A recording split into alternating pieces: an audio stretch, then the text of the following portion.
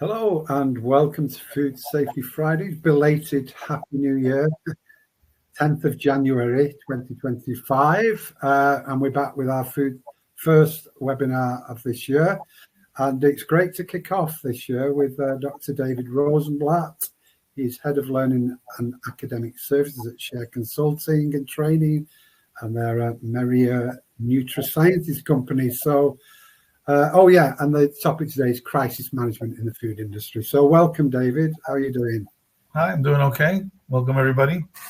Good. We've got a really good amount registered, 1,531. It's because the new year was coming, David. Always go down well, yours. So tell us where you're joining from in the sidebar, ladies and gents. It's freezing cold here in the UK. And then in LA, California, we've got fires and all sorts of things. But tell us where you're joining from. You're all very welcome. I'm going to play the sponsors ads now and then get back to the slide presentation shortly. Okay, just bear with me. There we go.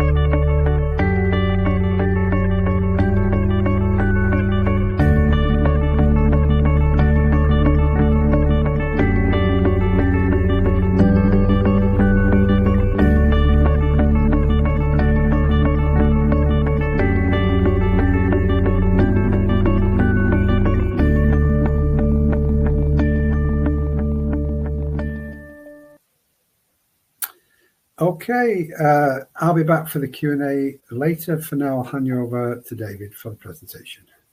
Okay, hi. Do I keep my camera on so people can see my little thumbnail, or do I shut that off? How does that work? No, you can keep it on if you want, as long as it doesn't block any of your... yeah, it's fine. Let me see how I advance my slides. And yeah, we'll use this transition is nice. How about this one? Okay, so hi, everybody. Thank you for joining me. I have a lot to talk about and not a lot of time, so I'm going to get right to it. I just want to say that for the last 30-something years in the food industry, working in quality control and food safety management, I've had a few crises that I've experienced myself and the companies that I worked for. And as a consultant, I've also had the opportunity to consult several organizations and their crises, and I can say that the number of crises that have been avoided are much, much, much larger than the number of crises I've had to manage. So, of course, when we talk about crisis management, we're talking first and foremost about prevention.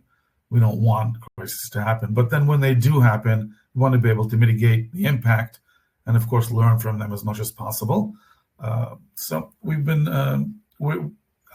just a heads up in this presentation, I'm going to be mentioning some tools that we have been working with, some experience we've had, just as an overview and some take-home points. This is the summary of a 2-day seminar that delves into the bits and bytes of crisis management, 360 degrees. So I'm going to be talking about some requirements regarding crisis management, international requirements, then a little bit about prevention, mostly about preparedness and coping. And with regard to lessons learned, I will not be going into lessons learned today. I'm going to be referring you to a previous webinar we had when we spoke about lessons learned that is relevant to this specific topic as well. And so that's what we'll be talking about. With regard to requirements, there is an international recognized standard. There are a few internationally recognized standards that deal with crisis management. They all talk about what a crisis is, what types of crises there are, and how to manage them, how to mitigate the impact. The leading international standard that I like the most is ISO 22361, that was updated in 2022. It's part of the Security and Resilience series, and it's guidelines for crisis management. This is not used for certification. It's a guideline, not a requirement. Highly recommended. Mind you, this is not a food standard. It is a general business standard for any type of company. And we do have experience with managing many different types of crises, not only food safety, of course. There are environmental crises and employee safety crises, and there are war situations and weather situations and so forth and so on that impact on business continuity. This webinar is focusing on food safety crises. Crises have to do with the safety of our products, and that's going to be our sole focus, although the principles that we're going to be talking about are applicable to any type of crisis in organization, both the prevention as much as possible and mostly the preparation and coping tools. So the standard ISO 22361, what it mostly deals with is the concept of knowing how to prevent and identify incidents in order to make sure they do not blow up to become a crisis. So we recognize that incidents are unavoidable to some extent. We must always be prepared to manage incidents, but if we manage the incident properly, we may keep it at the incident level. And these little icons that I used here show the difference between having a little, feeling some heart pain, some chest pains, going to the hospital and being diagnosed with some kind of heart problem and taking care of it, addressing it, and managing it to live a healthy life instead of neglecting it and ending up with a full-blown heart attack, rush to the hospital and ambulance, and maybe losing your life. So an organization that realizes and identifies its little incidents and manages them and mitigates them and makes sure that they don't get out of hand will be able to prevent that little incident from becoming a recall, litigation, loss of life, loss of revenue. So that's the idea behind ISO 22361. It is worth mentioning that the specific food safety certification standards, most of the GFSI benchmarked standards, such as the BRC Global Food Safety Standard, the IFS, FSS 2000, they all address the need to be prepared for crisis management, for emergencies, and to be able to manage them in advance. And when we go into the details of each one of these standards, there are specific clauses that address the topic. Mostly we're talking about recall management because, of course, in food safety, recall is our typical crisis, but there are other crises in food safety besides recalls. So that's just a little bit of background. Worth mentioning as well, before we go into prevention as part of the first part, that there are regulatory requirements regarding crisis management in some countries, depending on the country, depending on the regulation. The EU has a regulation regarding crisis preparedness or emergency preparedness on different levels, including in the food industry. FDA requires your recall preparedness as part of the FSMA regulation, part of the preventive controls for human food and for animal feed as well. So the regulator also recognizes that it is pertinent to be prepared for a crisis and to be able to manage it in a way that mitigates the potential catastrophic impact. So when we talk about prevention, one of the most important parts of preventing a crisis is to map out the different crisis scenarios.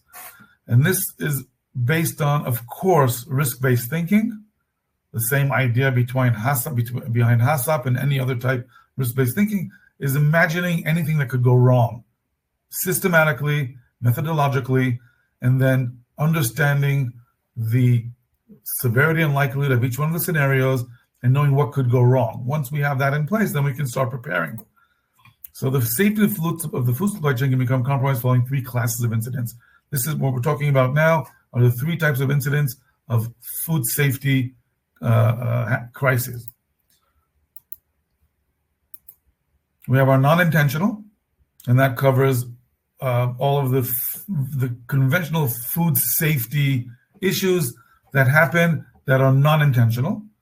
We have economically motivated, that crisis that can be caused by fraud, food fraud, and it's worth mentioning that a food fraud crisis that does not have an impact on public health, which is typical of most of the food fraud crises, can also be considered a crisis. So it doesn't have to have an impact on human health.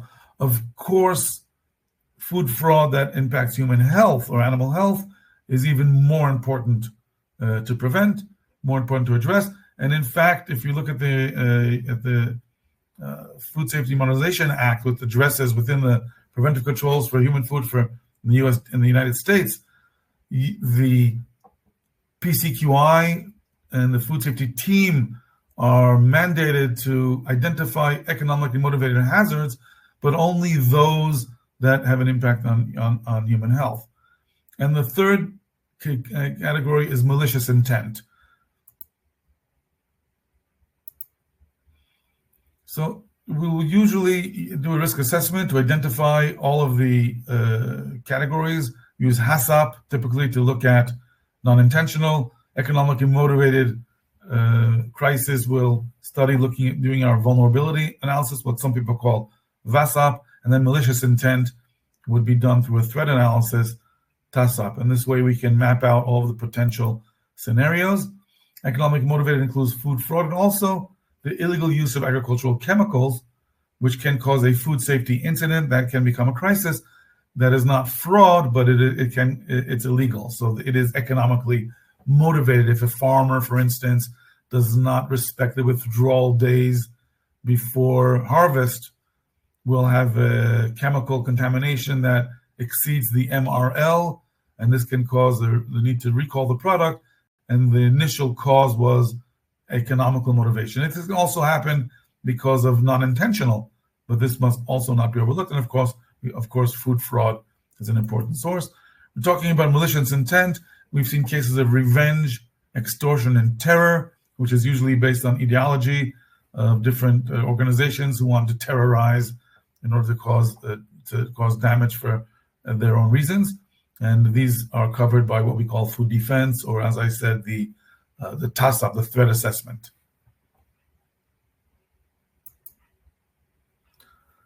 I do want to mention the Merion Science, our parent company, has a product called the Safety HUD, the Food Safety HUD. HUD stands for Heads Up Display, which is a digital platform that scans 24/7 food and safety and food fraud incidents around the world, and allows us to have a heads up on what's going on in the world, and people who deal with prevention and understanding what potential scenarios are possible can be exposed to the information in real time using relatively advanced digital tools to do retrospective studies, to get alerts and so forth. So there's a QR code here, and you can scan it. It'll take you to the Food Safety HUD website if you're interested in more information. Of course, this is a tool that costs money, unfortunately, but a lot of companies use it as part of their platform to map out their potential scenarios that may be overlooked. Preventive controls. I use this term to cover whatever term you use in your food safety management system. So if you are doing classic HACCP, it'll be your CCPs. If you're doing ISO 22000, it'll be your CCPs and OPRPs. If you are talking about FSMA, it'll be your preventive controls, supply chain, allergens, sanitation, or process preventive controls. Whatever they are, these are the tools we use in order not to face a crisis. So, and it's based on, and this is a question that I also often ask organizations, Are you doing everything possible to ensure food safety?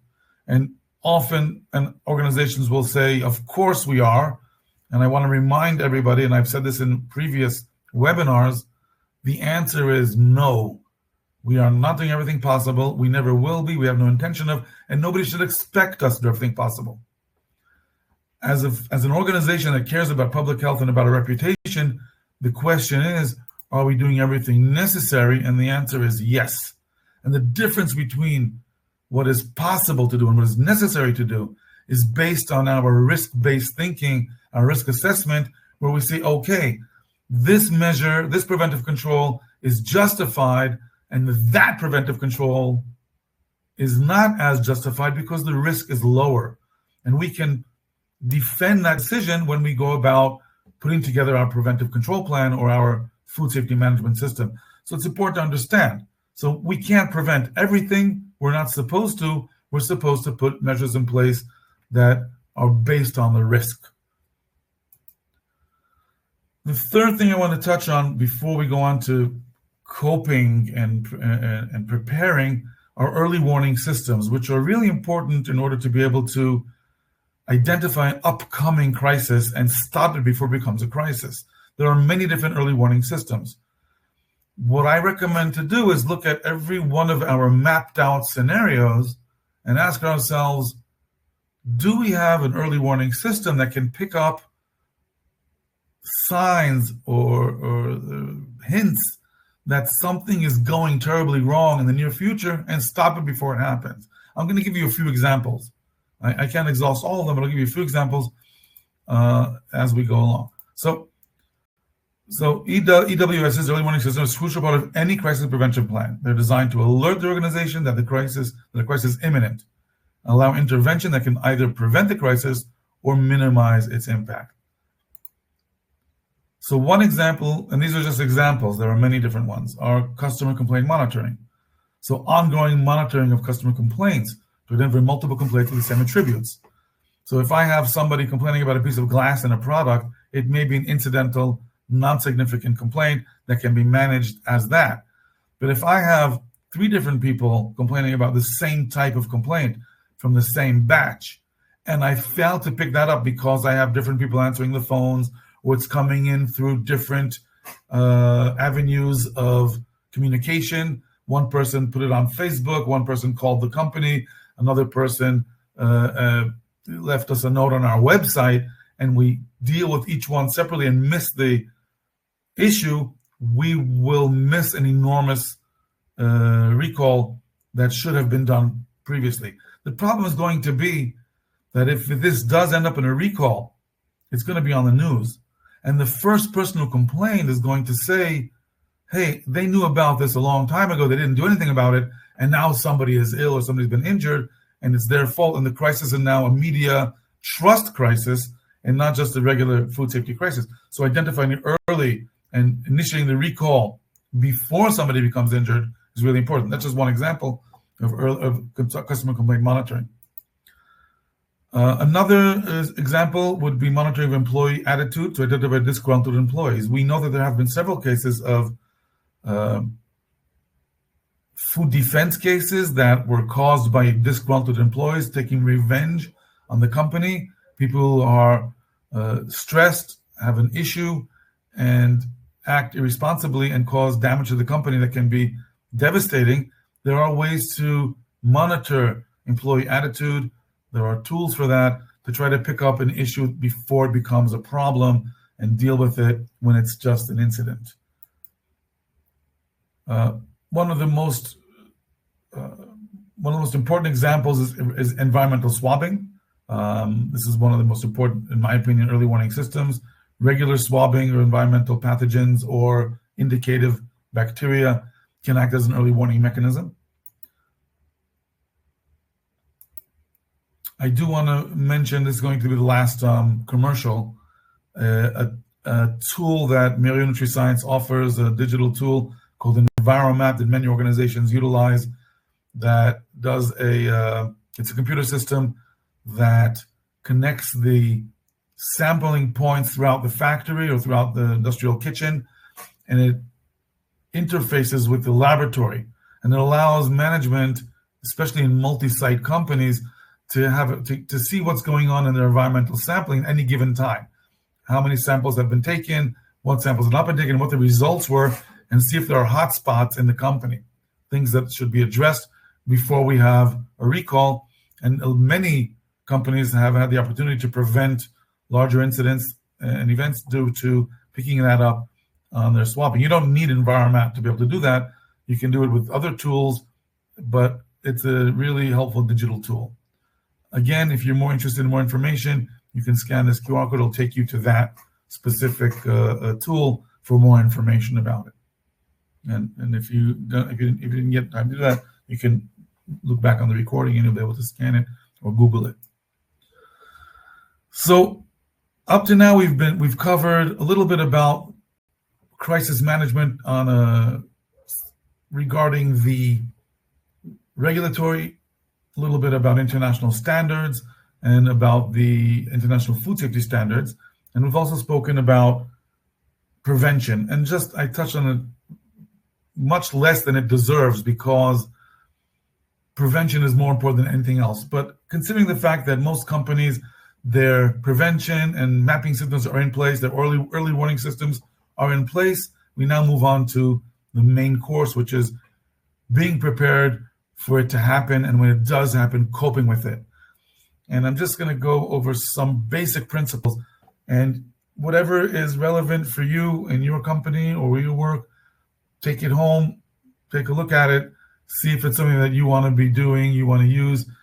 If you need any more guidance, if you want more information, feel free to contact me, be able to see specifically how we can help. I like in this part of the presentation to quote Benjamin Franklin, who is supposed to have said, by failing to prepare, you are preparing to fail. So preparation is everything when we're dealing with crisis mitigation. So response procedures are procedures that should be in place for every one of the scenarios. So in the event that prevention actions fail to prevent a crisis, we'll operate according to a detailed response procedure. The procedure is very, very important because when everything goes wrong at once and you have the media and people are sick and everybody and the board is going crazy, your response procedure allows you to keep calm, take out the procedure, and follow it. And things work. I'm telling you this from experience. I've been helping organizations with crisis, organizations that have procedures and those that don't. And the difference is unbelievable. The way the organization copes with the crisis. Now, these procedures may seem to be, it's like buying insurance. You pay a lot of money, you buy insurance, you spend all this money on insurance, and then you have the insurance and you hope you never have to use it. But you still put all this money in and you feel, well, maybe I didn't have to buy the insurance. Maybe I could have saved the money. Nothing would have happened and I just spent my money for nothing. Well, you never know until you buy the insurance. The same thing with response procedures. You put a lot of effort into them and then they're just there and you hope never have to use them. But when something happens and you use them, you thank God that you did buy the insurance or put together a response procedure. So each scenario identified has its own procedure. So what we're talking about is a general procedure. This will be a procedure that can provide guidance for any unforeseen crisis, and then specific measures that can be taken for pre-identified crises that we know could happen. So recall of this type has this response procedure. An issue with a threat to the product has a different response procedure. And the more we prepare in advance, the less decision making there'll be to do while the crisis is going on. The decisions have been made in advance, and now all we have to do is follow decisions we've pre-decided on. There are 4 steps in putting together these procedures. Step 1 is to appoint now this is a model that is generic. You can do whatever you want, whatever's right for the company. This is just one example. This is not the only way to do things. This is the way we typically manage response procedures. Step 1 is to appoint a crisis response team. We call them CRTs. And then the second step is to appoint a task force. Thirdly, establish expert consultant team, and then write the procedures. So the procedures are written with the teams that have been established, so that when the procedure has to be used, the people who wrote the procedures are on board, and they're the ones who are going to implement it. It's not as good an idea to write the procedures by yourself, your consultant, or your quality assurance manager, your request manager, and then train everybody on the procedure you wrote. That's less effective, because people need to be involved in these procedures. So crisis response teams, these are established at relevant levels, depending on the structure of the organization. And the team's members will usually include the site management. So the team will have QA, operations, logistics, general management, legal, and so forth from within the company. If you have a multi-site company, there will be a response team at headquarters, and there's a response team at every one of the sites as well. So there'll be multi-level response teams. If you have a single site organization, you'll have your own response team. Each one of the members of the response team then establishes his own task force from within their own people. So we'll have a logistics task force, we'll have our quality task force, we'll have our production task force, and so forth, IT, each one of the task forces. So each member of the response team should share their own task force, and these are also predetermined. We know who these people are. And thirdly, we then establish our expert consultant team. The makeup of the team will change depending on the organization. The typical team structure will be a crisis specialist, which is usually an external consultant that has experience in managing crises. A food or feed safety specialist, depending on your organization. This will be the person who has training in microbiology and toxicology, in specific issues that the organization deals with. Again, this is usually an external consultant, somebody who has a higher level of university level expertise, or somebody from the headquarters. A medical advisor should always be on the expert team. This is somebody, again, externally called on, and the medical advisor will be an MD for human food or a veterinarian for animal feed. And this person, in the case they're talking about a recall because of a food safety issue, will be important to consult. Legal counsel, of course, a specialist for public relations and communication. And in these days, no crisis can be managed without a social media expert. This is usually somebody under the age of 35 who knows how to navigate the social media arena and help us understand what's going on with the public, what people are saying, and how to mitigate that as well. So this is a typical expert team. Of course, this is not the only structure of a team. Again, you can choose your own. And then we write the procedures. Now, there are many ways of writing procedures. I'm going to just show you one approach. This is what we call a response grid approach, which is pretty popular. And what we do is for each scenario, we build in advance a response grid. And that when the process starts, it simplifies as much as possible the process of responding as the crisis is happening. And we write this in advance. So just to show you an example, it's based on the interaction with each one of the stakeholders. So typically we'll have a response grid for employees, for Ministry of Health, for the public, for our major customers, whoever are the stakeholders that may be impacted by that specific crisis. Okay, so customers, consumers, employees, authorities, shareholders, and so forth. These are the stakeholders that will have their own row in the grid. And so just an example, let's say there's a food safety recall scenario. This will be what the grid will look like. So the stakeholder in this case is the Ministry of Health. The major goal of the communication is to act transparently according to legal requirements. The key messages are we are aware of the situation. We have initiated our crisis procedure and we'll keep you updated. This is a message for the authorities. Action steps are to file the report, to establish contact person, to update twice a day.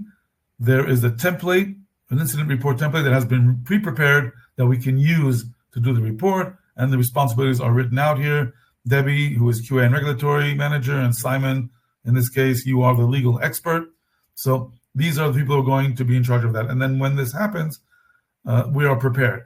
Now, this is the general food safety recall scenario. You can make one of these for the foreseen scenarios, whatever can happen, and be prepared in that aspect. So that's just one. And we do that throughout all of the stakeholders. The procedures must cover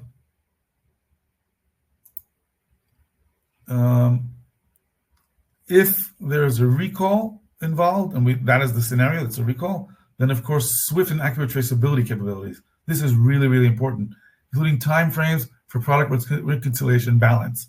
So we know in advance, we don't wait for the crisis. In any case, can we how good are we doing traceability? Now I want to talk about traceability for a second, because traceability is often, when I do audits for organizations and I comment on traceability, they'll often say, well, is this a requirement? Are we required? Where is it written? What are they? And my answer is always, I don't care if it's required by anybody. As far as I, as a citizen of the world who consumes food, as far as I'm concerned, don't do traceability at all. You have a problem? Take everything off the shelves. It's not my problem. You are an organization, you have a commercial responsibility to your shareholders. You want to mitigate your recall and make it as uncostly as possible, then try to narrow it down to the smallest recall possible. The better your traceability is, the smaller damage. So do good traceability. So if you have a silo that you're receiving material in, and it's bulk material, and you're putting the new batch on top of the previous batch, that's okay. But if the flow of product within the silo is such that at any given time in your enormous silo, you can have 12, 15, 18 different batches, you're setting yourself up for failure if you need to do a recall. Now, if the likelihood is very, very, very slim, take the chance. Likelihood is a little higher, don't take the chance. Every once in a while, empty the silo and start over again, whatever you need to do. But you should be able to very quickly know exactly where your products are. Now, reconciliation balance is important because this allows you to know what is the degree of uncertainty once you've brought your products back and you know what's out there, what the magnitude of the issue is. The procedure must also cover internal communication strategy. So keep the workforce and additional interested parties informed and updated. This is really important, internal communication. So this should be something that's planned in advance as part of the procedure. Who updates the workforce? What are the major messages? How often do they expect an update? Through what media? Do we have an internal website? Do we have a WhatsApp group for the employees? Do we use boards that they post things on? The employees need to be updated. Other interested parties internally, if they are relevant. It's important to verify that only authorized people communicate with the press, the public, and regulators on all media platforms. So we don't want people who are sometimes with very, very good intentions, employees or unauthorized people, answering phones, taking questions. Now, the press, this is from experience, the press, the media, no people crave fame. Human beings want to be in the spotlight. We want our day on the news. We enjoy being seen. Not all of us, but a lot of people. Press know that. They will wait outside the factory. They'll wait at the lobby of the office building and try to lure people into answering questions. And if you don't have control over what people say to whom, the damage can be enormous. They'll make you look bad because this person is not a trained professional in communication. You have on your expert response team a communication specialist. This is the person who should be putting through the messages and prepping management for press releases, for answering regulators. You can do actually preparation for that. And again, all media platforms. Some tips on coping, which I think can have a big impact on how the crisis proceeds for the company. So number one, stay calm. Stay calm, collected, always tell the truth and be transparent. Once I was called to be I'm a veterinarian, and I don't know if you all remember that, people who know me, and I do consulting on pet food safety as well as other issues. and I am a medical advisor for a pet food company on their crisis response team. So they had a crisis, and I was called to do my job on the team, and we all got together in the crisis room, and I was in charge of the medical advice because I'm a veterinarian. They had a public relations specialist there as well. The issue was that they had received information that animals were becoming ill. It was a cat food because the complete diet was lacking a vitamin. It was lacking vitamin B1, causing illness, and they had to recall the product swiftly because it was a manufacturing error. And it is what it is. It's a very, very uncomfortable situation. Animals were getting sick, not a lot, but we're just at the beginning of it, and the recall has to be very, very swift and very decisive. So I'm sitting in the boardroom, and the PR are dictating what is going to be our message to the press. So they're saying, okay, so write this down. Due to a problem with one of our products, we are asking the public to refrain from feeding the product that has this name and this batch number to their pets out of abundance of caution. This going around circling, saying, not saying, and I said, stop. I said, I'm the medical advisor, but I'm now going to be your public relations advisor. Stop it. This is what you're going to say. We have a problem with one of our products. It is lacking vitamin B1, which is crucial for health. If your pet eats this product, he may become seriously and irreversibly ill or die. This is what's happening. This is the truth. And from our experience around the world, when people have a situation, no matter how bad it is, if you tell the truth and you're transparent, they'll forgive anything. I want to make reference to, some of you may remember the terrible case of Maple Leaf recall in Canada in 2009, where many people lost their lives from Listeria monocytogenes. Over 30 people were affected. And Michael McCain, the CEO of Maple Leaf, went on Canadian news and told the truth. And you can see his apology it's on YouTube if you Google it. It's a lesson for all of us on how management this is the worst case any manager can be in. People have actually died, and not a few. And he sat there and he looked people in the eye and he said, we are sorry. This is what happened. People have lost their lives. We're doing everything possible. This is the message. And Maple Leaf was forgiven. They were forgiven. Companies that came through during a crisis, that lost their calm, that started telling half-truths, that didn't put everything out there, that were worried, they're the ones who were punished by the public, and justifiably so, in my opinion. So it's an important issue of coping. So this is part of our preparedness. Take care of the team during the crisis. Prevent breakdown and burnout. It's a very unpleasant situation. Emotional support as needed. Regular food, beverages, rest time. Organize an emergency response center in advance. It should be available when the emergency starts. Go to it. It's a central boardroom or company training room.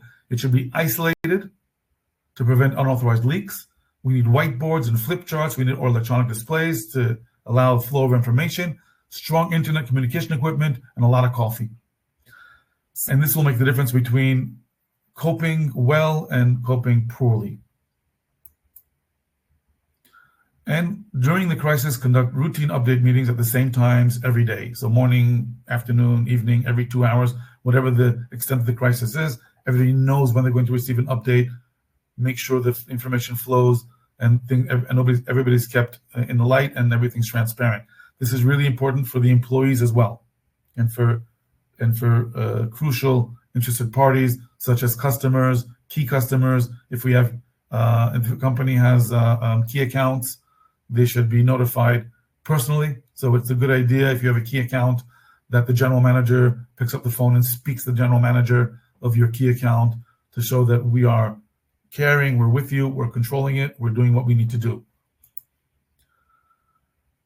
People should be appointed to monitor and document the process. These are people who are not part of the managing the crisis. They have been appointed in advance, and they are the reporters or the journalists of the organization that are trained to do this, and there should be more than one. and this information, because as things happen, it gets crazy. And we won't be able to retrace our steps if we need to, mostly for analyzing and investigating the crisis after it's over. And this can also have important legal ramifications if you do not have documentation of exactly what you did, at what time, who responded, who said what, and these documents are important. Just a spoiler alert, in a few minutes we're going to be talking about drills and practicing this. We do the same thing during practice, of course. We appoint people to monitor our drill, which does the same thing, but without anybody getting hurt and without any real damage, just as a practice. So drills. Drills are really important. Drills are important for all emergency preparedness, not only food safety. We're familiar with drills with fire drills and tsunami drills and earthquake drills. The importance of a drill is that the characteristic of emergency procedures, as opposed to any other procedure, is that emergency procedures are not used by anybody. They sit in the drawer, hopefully, and they're never used. You never have to use them, unless you do.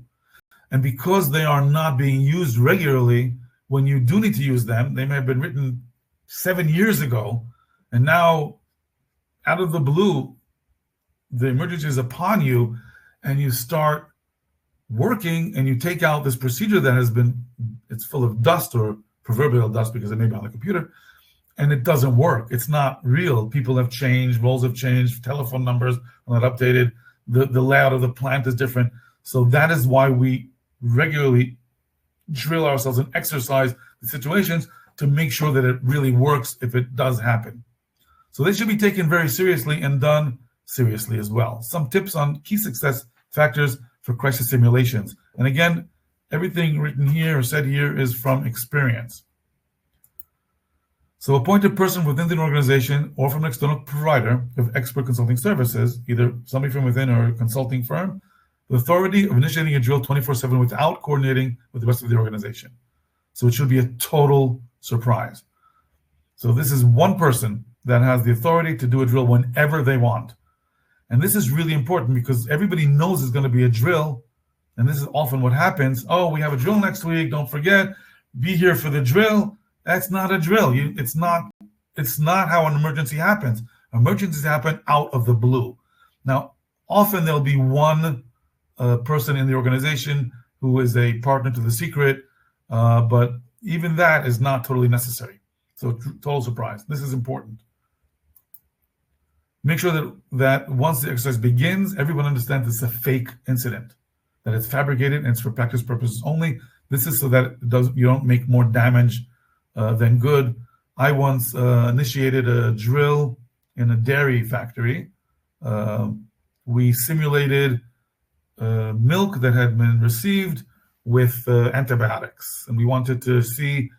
This is a little tiny crisis, the mini crisis that we wanted to drill and make sure that everybody knows what to do when we have this result. So what I did was I planted a fake milk sample in the truck as it was coming into the tanker, as it was coming into the dairy, and I planted a fake sample that had antibiotics in it, and then retreated and waited to see how the organization will manage this.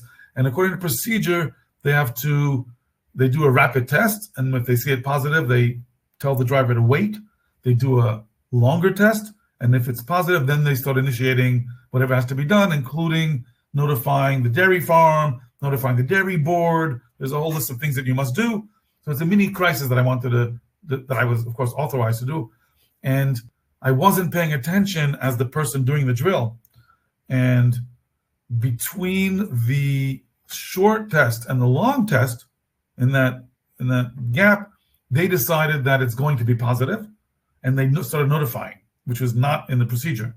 So they worked outside the procedure, but it caused panic in the dairy farm. They thought that they had made a mistake with milking. They stopped their evening milking. The dairy board was informed. It did a chain of reaction that was not good at all. Everybody was upset with me. It wasn't my fault, but we did that. So it caused a bigger crisis than the one I was trying to drill on. So make sure everybody knows it's fake. Make sure that over time, different scenarios are played out at different times. So don't do the same drill every year. Different things, once at night, on the weekend, different things, different scenarios, to make sure you're always on your toes. Now, often food safety crises are associated with a larger company crisis. It may have an impact on occupational health and safety, environmental care, business disruption, and more. Natural disasters, hostilities, cyber attacks. So that's why we recommend periodically conducting multidisciplinary drills. So make it a catastrophe drill, earthquake. So in an earthquake drill, we have leakage of ammonia. We have people who have become injured. We have ambulances coming and going. We have disruption of services. And we have a food safety issue as well happening because products have been contaminated, the water's been contaminated. So these are things that we can often put together every once in a while to drill situations that are multidisciplinary, not all the time, but also they can be done well. In point, the monitoring personnel, this is what I spoke about when you have a real crisis. You have the monitoring personnel. People should document the progress and generate action logbook, and that will be used. So these are the only people during the drill that are allowed to be outside of the story. So they can be external spectators. They don't have to run around and do everything as everybody else because they're documenting, and we're going to use their documentation. And we also use documentation. We use video to document as well. And you can then watch the videos and see how people reacted and what people did. So we don't have to use video recording, but it's a good idea.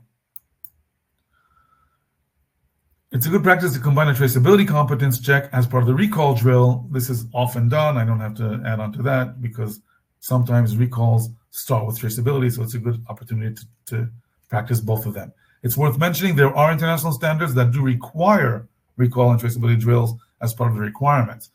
If you're in a food safety management system that does not require it, do it anyway. And make it as realistic as possible. Go as far as you can without actually notifying the public and withdrawing products. Make it real. We falsify documents, falsify lab reports, falsify telephone calls. Make it real. I've partnered in some really, really realistic drills in different disciplines. And when it's done well, the impact is much more effective because it is how things look, how they happen.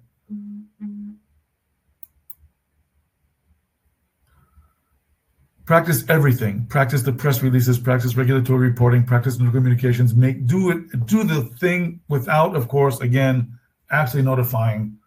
If you do have a partner in your business, for instance, you work with logistics organization that's outside the organization, or you're working with a retailer that does distribution for you, you can have them be part of the drill. Just make sure they're on board and they don't lose control of the information. Be careful when doing it, but it can be done as well. It makes it more real, more realistic.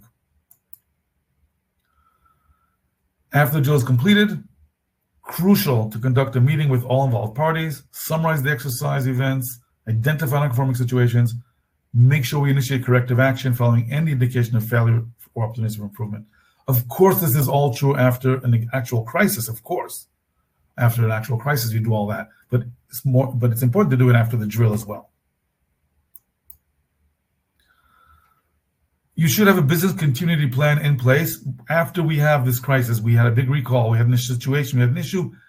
Are we capable of recuperating? So every response procedure should be accompanied by a BC plan if disruption of business is a possibility. And this is, of course, per scenario. I'm not going to go into detail on business continuity plans. And finally, and I'm going to wrap it up with this, lessons learned.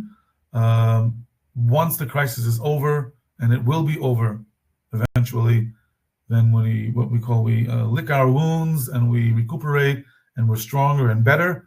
We have to make sure that we learn the right lessons.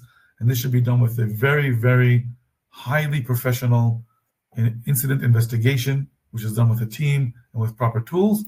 I do want to refer you to Food Safety Friday's Incident Exploration webinar that we did a few years ago, and you can access it on YouTube.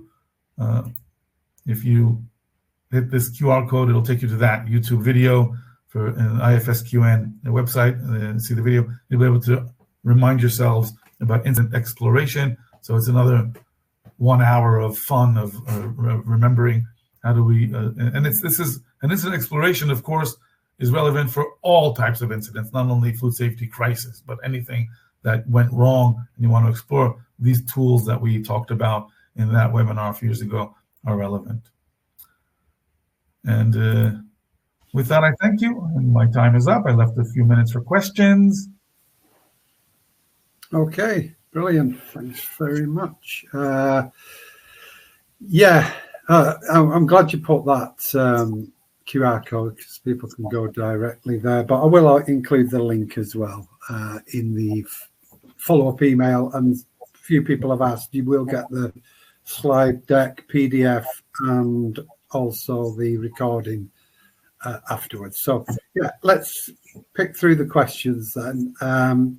So Vinod, whether we can include contractors, vendors, and service providers in the crisis management team, please share your comments. Anything goes, as long as they're trustworthy partners and their organizational culture is at the same level as yours. They understand that this is how important it is and how it's done. Of course, the more the merrier. Of course, the whole food chain should be prepared for crisis. And by the way, some crises are national. So if we have more partners along the food chain that are part of the crisis management, of course, the crisis will manage better. But that's beyond the scope of this webinar. Okay, fair enough. Question from BG Ravikumar. Can we connect the incidents such as fire, outbreaks, natural calamities, flood and earthquakes and their impact on food safety under crisis management? Yeah, the answer is not only can we must, at least according to ISO 22000. I want to remind you there is if I remember correctly, I don't remember this clause, 8.5 point something. One of the clauses in ISO 22000 requires us to have an emergency preparedness plan in place in case there is an emergency that impacts food safety. So most emergencies don't impact food safety, employee accidents, earthquakes, floods, fires, but some do. I have been exposed to a few of these cases where fire and so forth has impacted food safety. We just had a case with an earthquake that was a while back in Turkey and Syria. And this was the center was near the area of southern Turkey, around Gaziantep, and there were some big food companies there that were impacted by the earthquake because of disruption of water and sewage. So they had to put in place their emergency preparedness plans, and it worked. Those who were prepared, for them it worked in this terrible situation that happened. And some organizations that are further away were also impacted. So yeah, the answer is yes. Okay, great. Thank you. Janelle, how many complaints would you consider when a recall is necessary? 2 or more of the same batch, because it can't be a coincidence. Now, it doesn't mean there's a recall necessary. It means that we have a crisis situation. We should put our team together, look at the facts, and decide what to do. But when I have, and of course, it depends what the complaint is. But if we have 2 cases of the same batch that are similar enough, that's enough to consider recalling the product, in my opinion. So it's a matter of company policy at the end of the day, and a case-to-case basis. Okay.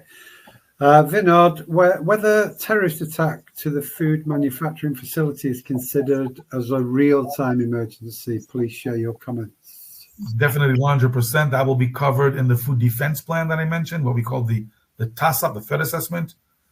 And not only a direct terror attack on the factory, but also terror activities on the supply chain throughout transit, on raw materials, or in commerce. So these are things that are mapped out and dealt with as part of the preparedness and should be done professionally. And some regulatory agencies actually have a specific requirement for that. And of course, worth mentioning, ISO, not ISO 22000, but FSSC 22000 and all other GFSI benchmarked food safety management systems, if they're GFSI benchmarked, require food defense plans in place. Okay. Another question from Vinod. Can you explain the basic difference between a withdrawal and a recall?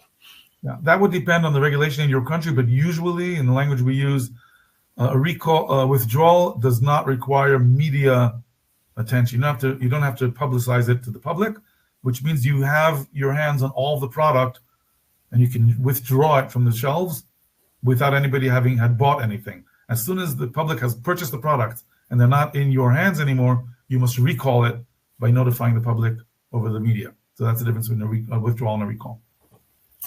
Okay. A lot of questions from Vinod. Whether we need to include the local legal requirements in the recall and crisis management procedures. Yes. Simple. Okay. And I want to stress them. It's a good question because it seems, yeah, of course, obvious. But remember, if you are an exporter, you must consider all of your destinations legal requirements as well. This is not trivial. Some companies export all over the world. Your regulatory team must map out regulatory requirements for recall and crisis for all of the countries you work with. And they may be different. Good point. Question, Vinod. How do we fix the testing frequency for our recall and crisis management procedures and systems? Usually once a year, you do a drill and then you update everything. It's usually an annual. Some of the standards require at least annually. Some large organizations with a higher level of brand protection awareness will do it twice a year. I wouldn't go lower than, unless you have a very safe product that's not, but it's at least once a year. That's the answer. Yeah. Okay. My suggestion. Okay. Do we need to include representatives from the top management and the crisis management team? Definitely. This is what we call the CR team, the crisis management team. That's the internal team. And then they don't have to be on the expert team. That would be a group of experts. But type management must be on the, of course. And I did not mention this because again, it's a 2-day seminar, but when you put together these teams, it's really important for every single team member to have on record a replacement, a number 2. Some use a number 3 as well, because when the crisis happens, the chances that everybody's going to be available are low because we don't have so number 2 should be contacted, and the number 2s should be involved in all the training and everything so that they know what to do as well. So number 2s are as important as number 1s in the management, in all the teams, including the experts. Should have a backup for everybody. Okay, Claire. Linda, so with the trend in food fraud, the increase in incidents was 1,041% increase between 2020 to 2023, and this is lower now after COVID. If it's a question to me, I don't know the statistics of food fraud. I do know that food fraud incidents are on the rise and the awareness is rising, but I don't have the statistics with me. That's why I use the Food Safety HUD that's available for us. Okay. When I need the information. All right. Yeah. Laurie, will it be necessary to have an SOP per crisis scenario? Highly recommended. And again, one for every scenario and one general in case it's an unforeseen scenario. Okay.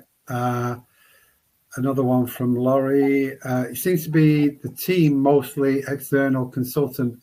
Is it required to be like that, or regulation, or can be management inside the organization? Okay, we have 2 teams. One is the team of the organization with their experts. So many companies have legal advice and marketing and, of course, that management. But when we're in a crisis, we want people who are highly skilled in crisis management. So that will be our external people as well. They're only called on for the bad news. So the legal, there are legal experts that are experts on crisis management in food. There are food safety experts that are experts on. So these are the people who are the external consultants. It's worth having them on board when things go wrong. They give a lot of support. And I do want to stress that a lot of the support, and this is from our experience, a lot of the support is emotional for top management.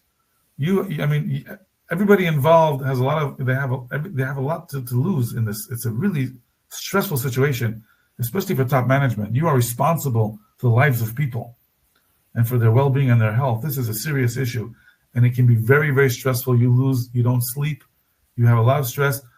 It can cause health issues. So having emotional support is important. And one of the things these external consultants provide is the emotional professional support to give you peace of mind. That's, as a consulting firm, that is our major job when these things happen. Say, everything's under control. We're here for you. We're holding your hand. We'll get through this. Breathe, stay calm. It's going to be okay. This is really, really important. Yeah. Mahmoud, should we make a crisis trial or mock crisis to assure that each one in the response team is capable for this position? Yes. Yeah, of course, not everybody will be available for every drill because it's random, but throughout the sessions, throughout the years, everybody will have an opportunity to practice this. They should be.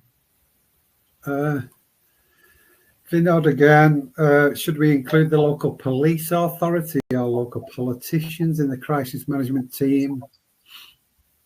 Usually, this will be. It really depends on the regulatory climate in where your organization operates. Some organizations don't like to do that. Some are very cooperative.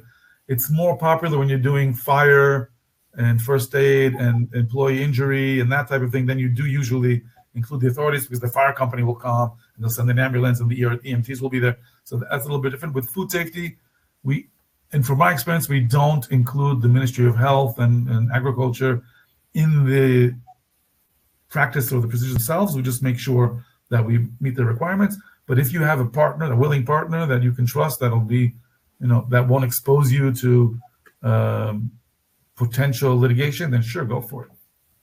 Yeah. And what about employee training on crisis management and response? They should be trained, of course. It's part of the regular training program. But not. It doesn't have to. You don't have to be. It's not like the regular food safety training. It's not. This is something that's the likelihood of it happening is very low. Just make sure people know what to do in the case of a crisis. Most people, the employees, aren't going to be involved in decision making, so they're going to be doing what they're told to do, and their managers are trained to do that. Really important in the training, though, it must be repeated all the time. Do not talk to anybody, please, if we have a crisis. And when a crisis starts, remind them and refresh them. Don't talk to your friends, your family, people who know you. Protect our reputation. We're going to be transparent, but we're going to do it professionally. This is really, really important. Yeah, and Ghazal, must we do a risk assessment for every crisis scenario? Usually, the risk assessment is the thing that will invoke the crisis scenario. So it's a vice versa. So you don't do this with the crisis scenario, you do risk assessment, then you find out what your crisis scenario are. But yeah, as much as possible, there can always be something that is unforeseen, always. But most things that can happen, you can imagine them happening. Okay, Jenny, as far as documentation after a crisis drill, do you have a preferred way to verify understanding? Nothing specific that I can think of. Most common sense documentation. Again, we use video a lot because it helps. And we are also now currently looking at how AI can be a partner in these efforts, because everybody's looking at what AI can do for you wherever you're doing something. And that will also be important in analyzing things that happen and getting a deeper understanding. So we're also looking into that currently. It'll take a while until it becomes applicable. Yeah. Timothy, at what stage of the crisis management should the public be notified? Are there digital technologies for managing food safety incidents? Two different questions. As soon as possible. As soon as you have an issue that you have to recall a product, as soon as possible. The sooner the better, because the public will be very unhappy if they feel that you hesitated, that you wanted to buy some time. Because if somebody gets hurt, the question will always be, why didn't you recall the product sooner? You could have saved this person. You could have prevented that. So be as quick as possible. As we go to digital technology for managing food safety incidents, currently I'm not familiar with anything specific besides the regular digital tools we use for the management itself. I'm not familiar with something. If there is and somebody can share it, then happy. Okay. Question. I did mention digital tools for prevention that are important, including environmental mapping, which is crucial for pathogens and pathogen monitoring. Yeah. Okay. Kajal, for traceability, how much percentage of product traced will be considered good, if not 100%? for internal mock exercises? Good question. I was never asked that question before. I know that some standards put a standard for that, not the ones we regularly work with. So if it's not 100%, there's anything lower than 100% should be questioned, and where is it? Of course, there's some common sense here. If you go down to like, we lost 50% of the product, we don't know where it is, then you have a big problem. But I guess if you're close to 100%, you should be okay to know where it is. Claudio, yes, you would have to work with one of. Oh, right, so it's not a question. Gurpreet, we're getting there now, David. Sorry. Once crisis is managed, do you recommend to go through the preset preventive measures set at first place and add another preventive step or learnings, or to change it entirely to avoid it the second time? That is widely addressed in that webinar we had a few years ago with regard to incident investigation. Because the first question we asked, this is one of the key aspects of that tool that I spoke about in the investigation that we didn't get to today, but I give the link to, is to go back and reflect on your risk assessment. If something happened, you must ask yourself, why didn't we prevent it? Where did we go wrong? And the answer will be one of three. Either we didn't identify the potential, and this will make us better at identifying things, all kinds of things, not only the thing that happened. Did we screw up our evaluation, our severity and likelihood, and that's why this happened, because it was more likely or more severe than we thought it would be, and we have to revisit that? Or were our control measures inadequate? Were they not effective, or they were not implemented, and then we look at effective implementation? So yes, the answer is, part of the learning from a crisis is, why didn't our risk assessment prevent this from happening? And then learning to do a risk assessment even better next time. That's the full answer. Makes sense. Robin's just asked, can you share a generic crisis management SOP? You know, any reference or anything? Nothing that I can share, if you know what I mean. Yeah, got you. And the last one, actually, from Linda, watch for AI also. Is that a threat? A premonition.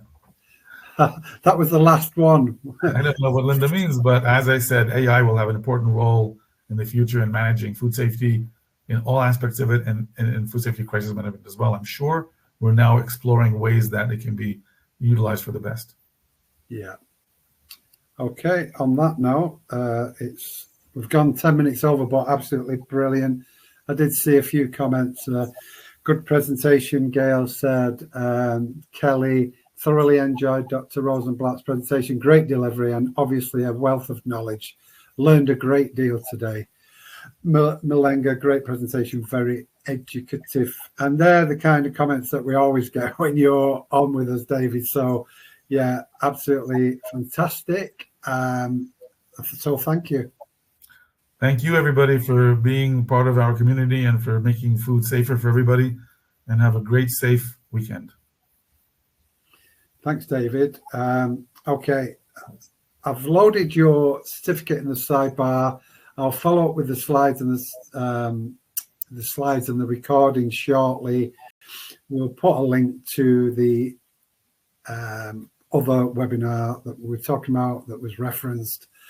And yeah, we'll see you on the next one. So have a great weekend, everybody. Take care. Bye-bye.